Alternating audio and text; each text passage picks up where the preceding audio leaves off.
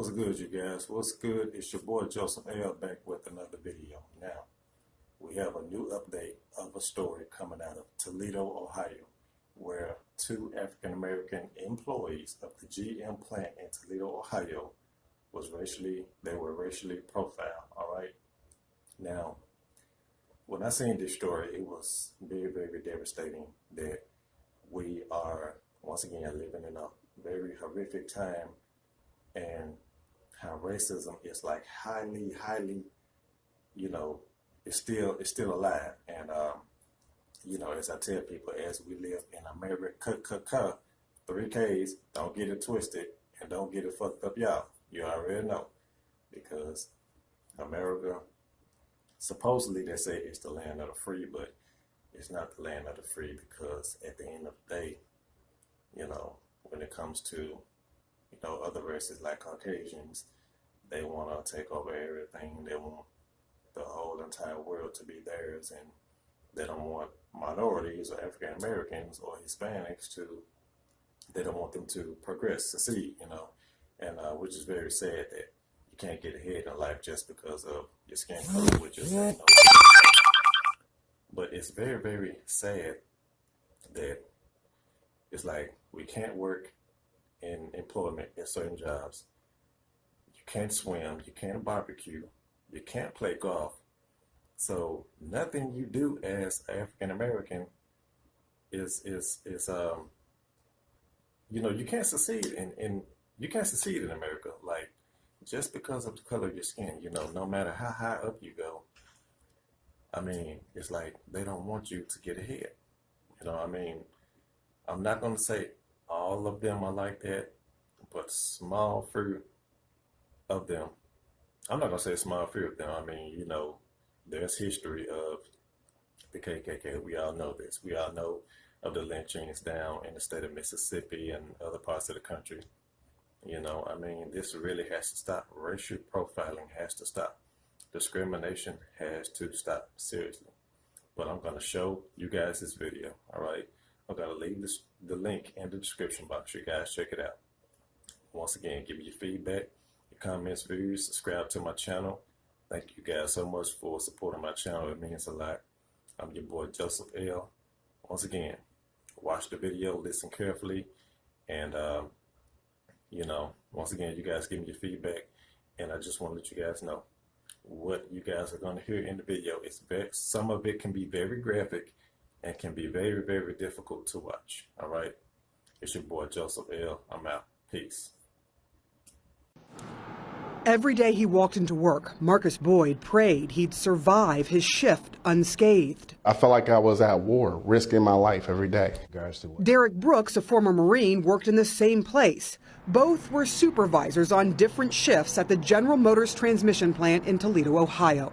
Brooks considers himself tough from his military training, but he struggled to handle what was happening at work. How rough and tough can you be when you got 11 or 12 people who want to put a noose around your neck and hang you till you're dead? There's a reason he brings up nooses. It's not just a figure of speech. This is the picture of the noose that I found the night that I was at work on my shift. According to a lawsuit now pending against GM, this is one of at least 5 nooses discovered at their workplace in separate incidents.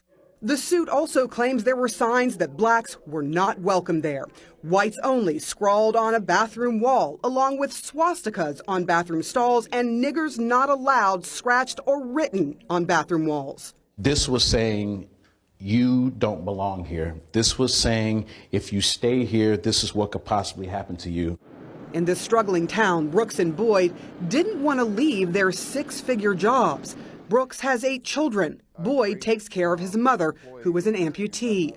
Now, they and 7 others have sued GM for allowing an underlying atmosphere of violent racial hate and bullying. When did you notice overt racism?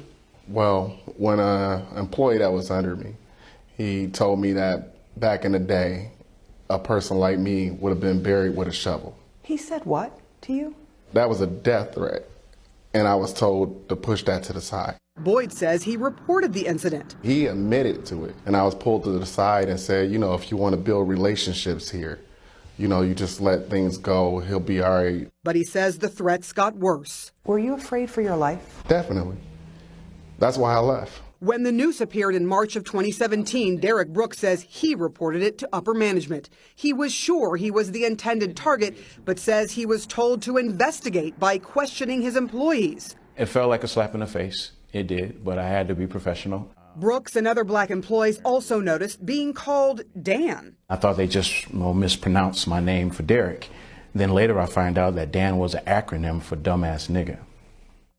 General Motors sent us a statement insisting discrimination and harassment are not acceptable and in stark contrast to how they expect people to show up at work.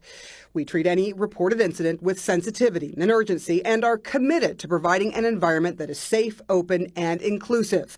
And that every day, everyone at General Motors is expected to uphold the values that are an integral part of its culture.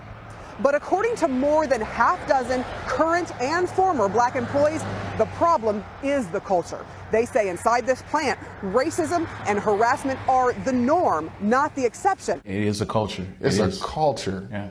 You have to, it's from the top down and the bottom up.